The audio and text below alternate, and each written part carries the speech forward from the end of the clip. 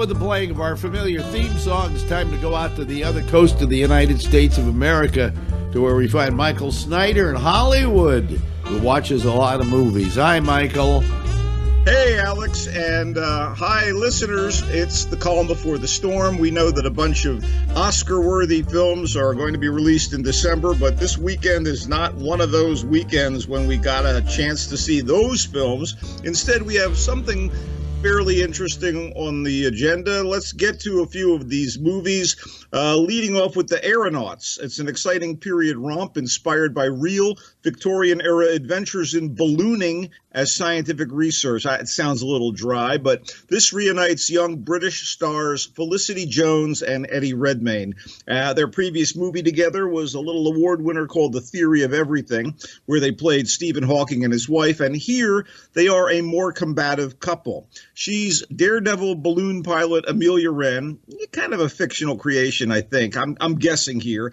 And he's pioneering meteorologist James Glacier, who would like to prove his theories on not everything, but weather prediction to his skeptical fellow scientists. And that means going higher into the Earth's atmosphere via balloon and for longer than any man or woman has ventured before. And this, of course, generates great peril to our heroine and hero. Yeah, it's got a lot of highly fictionalized elements spun off the real record-breaking achievements of James Glacier, who did an actual 1862 balloon flight. But Jones and Redmayne have great chemistry, as they did in their previous team-up, and the movie is fun and, again, exciting to watch. And that's entertainment. Now, it's not a classic, but here's my forecast. If you suspend your disbelief at the more obvious confrontations with danger and the contrived rom-com elements, you'll enjoy this flight with The Aeronauts. Directed by Tom Harper. It's pretty solid fun. Okay, In Fabric is another story. This is the weird, wild, wonderful, and what-the-hell stuff. In Fabric is a very droll and bizarre mix of horror and comedy about a cursed dress that was designed and fabricated, I guess, to create havoc and misery in the wearer's life. This movie is in turn nightmarish, surreal, and just plain unsettling.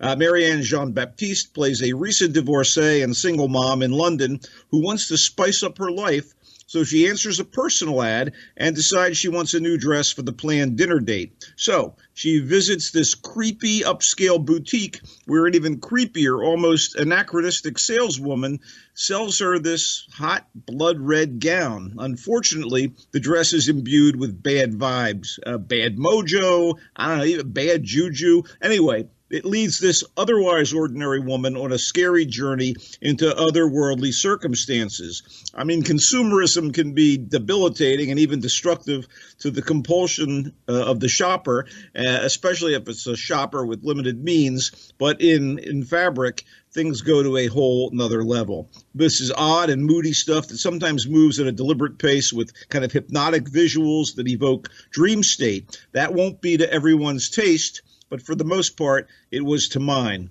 To be totally upfront, I actually felt a little disoriented and somewhat dissatisfied with the ending, but that could be exactly what the writer-director Peter Strickland intended. His previous movie of note, 2014's The Duke of Burgundy, was just as freaky-deaky and maybe even more so.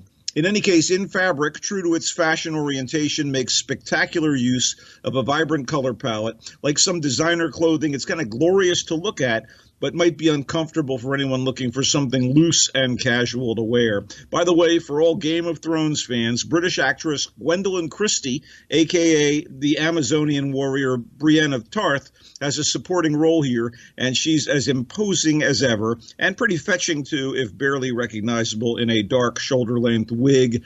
In Fabric, I thought it was pretty cool. Okay. Something less twisted, yet just as arty as In Fabric, in a more masterpiece theater way. Portrait of a Lady on Fire is a French historical drama set in the mid-1770s, and it earned its Best Screenplay Award at this year's Cannes Festival for a story of Heloise, who's an innocent young daughter of a French countess, and she develops a mutual attraction to Marianne, a worldly, resourceful female artist. I mean, this goes down, pardon the expression, because Marianne is commissioned to paint a wedding portrait of Heloise, who is scheduled for one of those marriages of convenience, and she's not too thrilled about the prospect. As such, it's a tale of forbidden romance. I mean, despite its quiet, intimate, dimly lit settings, there's like a seaside mansion where they stay for most of the movie. Portrait of a Lady on Fire is hugely erotic stuff. And the more time the women spend with one another, the more the repressed passion threatens to burst to the surface until, you can guess where this might be going. The movie, written and directed by Celine Sciamma, is beautiful and delicate and gentle and, let me say again, hot. Finally, we have a weird movie called Little Joe. You know that old adage about something being so boring that it's like watching a plant grow? Well, there were moments in the indie horror movie Little Joe that made me think of that. But there are also a lot of instances of serious dread and discomfort in Little Joe, which is director co-screenwriter Jessica Hausner's medium cool movie about a plant breeder who develops what seems to be the modern equivalent of the lotus plants of myth, a flower capable of basically emitting pollen that makes you feel happy. Alice, the botanist, is also a single mom in London, familiar, and her son is entering puberty.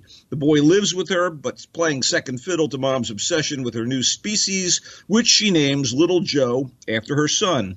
The hothouses where Little Joe is raised are filled with row after row of the flowers, and they're all closely monitored by a bunch of botanical experts, and their behavior seems to be changing as more of the blooms are cultivated for an upcoming industry flower show. And Alice brings one home against corporate policy and allows her kid to take care of it, and he does that with enthusiasm that's been missing in his relationship with the mother. It's like not Invasion of the Body Snatchers or Day of the Triffids, but Little Joe worms its way into you as you watch, creating discomfort with what could be seen as a reflection on how we value happiness, depending on the source. And it's got a capable cast led by Emily Beecham as Alice, Ben Whishaw of The Hour, and the current James Bond movies as her doting co-worker, Lindsay Duncan of Black Mirror, a zillion other TV shows. It's good stuff. Not must-see, but it made me eager to find out what Hauser does next. What are you watching, buddy? Well, excuse me, I have a cold here.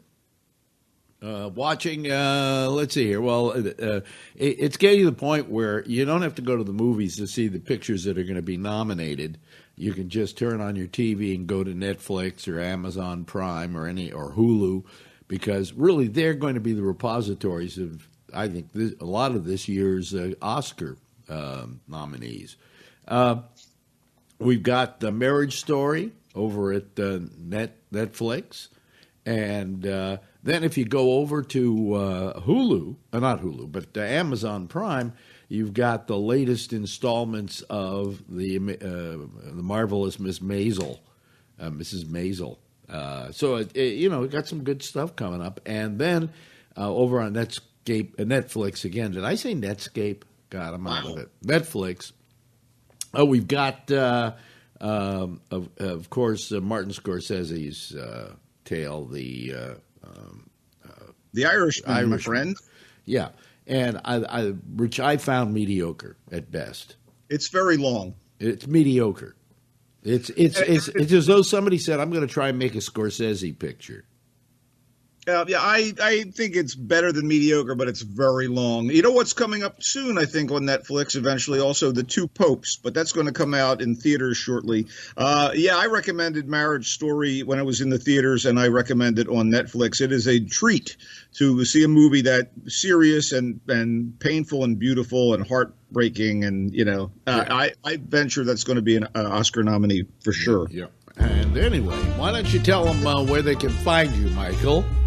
I am on Twitter at Culture Blaster and on Facebook at Michael Snyder's Culture Blast page and right here at GABNet. Thank you very much, Michael. And why don't you just stick around, because if you're listening to us 24/7, there's more GABNet coming right up.